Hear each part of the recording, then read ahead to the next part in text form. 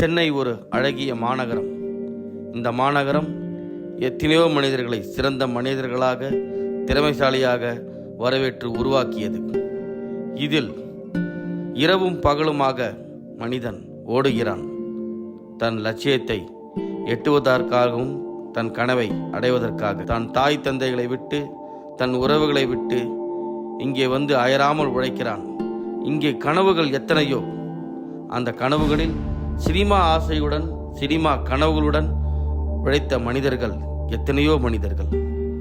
அதில் இத்திரைப்படத்தில் சினிமா என்ற லட்சியத்தை அடைகிறார்களா? அதற்காக எவ்வளவு தூரம் உயிரை விட்டு பாடுபடுகிறார்கள் என்பதே இத்திரைப்படம்.